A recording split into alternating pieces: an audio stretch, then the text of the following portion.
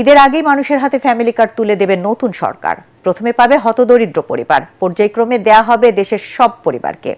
সচিবালয়ে প্রধানমন্ত্রী তারেক রহমানের নেতৃত্বে আন্তঃমন্ত্রণালয় বৈঠকে এসব সিদ্ধান্ত হয়। পরে মন্ত্রীরা জানান, ফ্যামিলি কার্ডে মাসে 2 থেকে 3 হাজার টাকা পাবে প্রতি পরিবার। রিপোর্টে জানাচ্ছেন মাহবুব কবির চপল। তো ফ্যামিলি কার্ড যখন বলছেন, আপনি ফ্যামিলি কার্ড পেলে আপনার মতন একজন নারীর কি সুবিধা হবে বলে আপনি মনে করেন? সংসারের কাজে আর কি এটা অনেক টাকা আর কি সেভ হবে আমাদের। নির্বাচনী প্রচারণায় বিএনপির অন্যতম ট্রাম্প কার্ড ছিল ফ্যামিলি কার্ড। ইনশাআল্লাহ সরকার গঠন করলে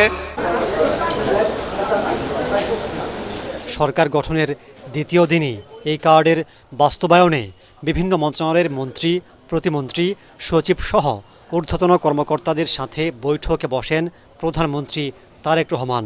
রোজার মধ্যেই ফ্যামিলি কার্ড বিতরণের নির্দেশ দেন তিনি। বৈঠক শেষে কয়েকজন মন্ত্রী জানান, পাইলট প্রকল্প হিসেবে প্রথমে হতদরিদ্র পরিবারকে ফ্যামিলি কার্ড দেয়া হবে, পরে সব পরিবারকেই দেয়া হবে এই কার্ড। তারা প্রতি মাসে পাবেন 2 থেকে 3 হাজার টাকা। কোন কোন অঞ্চলে প্রথমে শুরু হবে কিংবা টাকার যোগান কিভাবে আসবে তা নির্ধারণে অর্থমন্ত্রীর নেতৃত্বে কমিটি গঠন করা হয়েছে।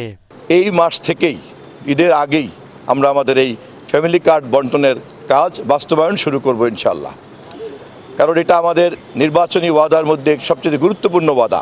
স্পেসিফিক এখনো কোনো জেলা নাই, আমরা করি নাই, তবে কিছু আগেই বোধহয় কিছু এরিয়া আমাদের ফিক্সড করা আছে। আগে একটা সার্ভে করা হচ্ছে, ওই রিপোর্টটা আমার কাছে নাই, যে বেশ কয়েকটা জেলাতে কিছু উপজেলাকে আগেই নির্দিষ্ট করা আছে। আমরা হয়তো 2,500 টাকা হবে যেভাবে। মহিলা, শিশু ও সমাজ কল্যাণ মন্ত্রণালয়ের মাধ্যমে ফ্যামিলি কার্ডের বাস্তবায়ন শুরু হবে। মন্ত্রী জানান, পরিবারের নারী সদস্যদের নামে কার্ড দেয়া হবে, সরাসরি তিনিই টাকা পাবেন। এক্ষেত্রে দেখা হবে না কারো রাজনৈতিক পরিচয়। কোনো ধরনের বিতর্ক না হয়, যে কোনো রাজনৈতিক মতাদর্শ, কোনো ধর্মীয় অনুভূতি অথবা কোনো লিঙ্গভিত্তিক কোনো ধরনের বৈষম্যের শিকার কেউ না হয়, সেই জন্য এটা ফ্যামিলি কার্ডটা ইউনিভার্সালি যে প্রতিটি এলাকায় পর্যায়ক্রমে এটা বাস্তবায়ন করা হবে। এবং আমরা এটি ইন কাইন্ডস না দিয়ে আমরা টাকা সরাসরি যে ফ্যামিলি প্রধান যে মা, সেই মায়ের কাছে যাতে পৌঁছে যায়, সেই জন্য সবচেয়ে লেটেস্ট আইটি ভিত্তিকতা আমরা যে মাধ্যম সেটা ব্যবহার করব। তিনি জানান, ফ্যামিলি কার্ড দিলেও বয়স্ক, বিধবা, প্রতিবন্ধী ভাতা সহ সরকারের সব সুবিধাই চালু থাকবে। বিভিন্ন যে কার্ড আছে সে সমস্ত কার্ড চলমান থাকবে। মাহবুব কবির চপল, এটিএন বাংলা, ঢাকা। গণমাধ্যমে ফ্যাসিবাদের খড়গ নেমে এসেছে এবং কিছু সাংবাদিক চাকরি হারিয়েছেন, যা গ্রহণযোগ্য নয়। এই ঘটনা স্বাধীন ও মুক্ত গণমাধ্যমের অন্তরায় বলে অভিযোগ করেছেন প্রধান বিরোধী দলীয় নেতা ও জামায়াতে ইসলামের আমির ডাক্তার শফিকুর রহমান। বৃহস্পতিবার রাজধানীর মিরপুরে ইয়াতিমদের সম্মানে ইফতার মাহফিলে তিনি বলেন, একটি দায়িত্বশীল বিরোধী দল হিসেবে দুর্নীতিমুক্ত দেশ গড়তে সরকারকে সর্বাত্মক সহায়তা করবেন তিনি। আর এর বিপরীতে কিছু হলে জনগণের পক্ষে কথা বলবেন এবং জাতির স্বার্থে সর্বাত্মক প্রতিরোধ গড়ে তুলবেন। ডক্টর শফিকুর রহমান আরও বলেন, দেশের মানুষের অধিকার বিরোধী যে কোনো কাজে 18 কোটি মানুষের পক্ষে থাকবেন তারা। এটা গণমাধ্যমের স্বাধীনতার উপর নির্লজ্জ হস্তক্ষেপ। যারা এটা করেছেন তাদের প্রতি আমাদের বিনয়ী অনুরোধ, আপনারা এখান থেকে ফিরে আসুন, যারা যেখানে ছিল তাদেরকে পুনর্বহাল করুন। যদি না করেন তাহলে আপনারাই এক নায়কতন্ত্রী শাসন ব্যবস্থা কায়েম করার জন্য এবং ফ্যাসিবাদ ফিরিয়ে আনার জন্য আপনারা দায়ী থাকবেন। দুর্নীতিমুক্ত সমাজ গঠনের পথে, মানবিক সমাজ গঠনের পথে আমরা আপনাদের পাশে থেকে আপনাদেরকে সর্বাত্মক সহযোগিতা করতে চাই। গণভোট বাতিল করা হলে নির্বাচন ও নতুন সরকার বৈধতা হারাবে বলে মন্তব্য করেছেন এনসিপি আহ্বায়ক নাহিদ ইসলাম। আওয়ামী লীগকে ফিরিয়ে আনার প্রচেষ্টারও অভিযোগ করেন তিনি। বলেন, ভারত, আওয়ামী লীগ ও বিএনপি মিলে একটি সমঝোতা হয়েছে। এদিকে জনগণের চাপেই সংবিধান সংস্কার পরিষদের শপথ নিতে বাধ্য হবে বিএনপি বলে মনে করছেন এনসিপির সদস্য সচিব আক্তার হোসেন।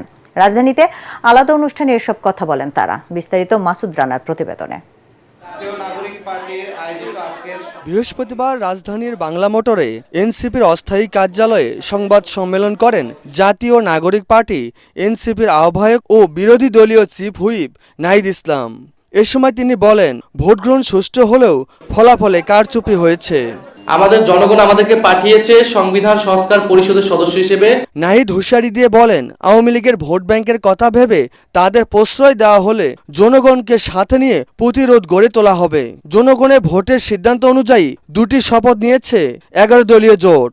নির্বাচনে এরকম একটা যোগসাজগ হয়েছে ভারত, আওয়ামী লীগ এবং বিএনপির মধ্যে, এবং আওয়ামী লীগের পুরো ভোট ব্যাংকটাকে বিএনপি নিজের দিকে নেওয়ার চেষ্টা করেছে। বিএনপির, এটা আমরা আগেও বলেছি, এটা নতুন কোনো কথা না, বিএনপির বিভিন্ন বক্তব্যে, তার মঞ্চে জয় বাংলা স্লোগান দেওয়া, আওয়ামী লীগের লোকদেরকে পুনর্বাসন করা, হত্যা মামলা আসামিদেরকে নিজের দলে ভিড়ানো, এই চেষ্টা কিন্তু স্থানীয় পর্যায়ে হয়েছে।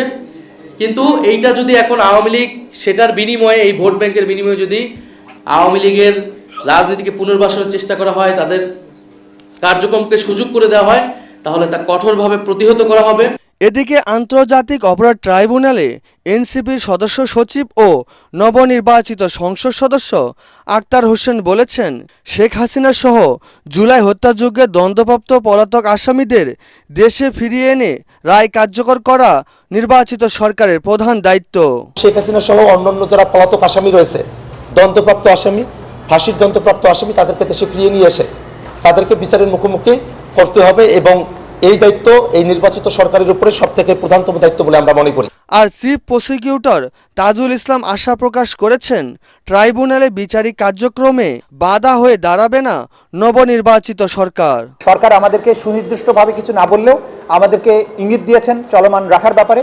যতক্ষণ পর্যন্ত আমরা দায়িত্বে আছি, আমরা স্বাভাবিক গতিতেই সমস্ত কর্মকাণ্ড চলমান রাখবো। Thank you. Masud Rana, ATN Bangla, Dhaka.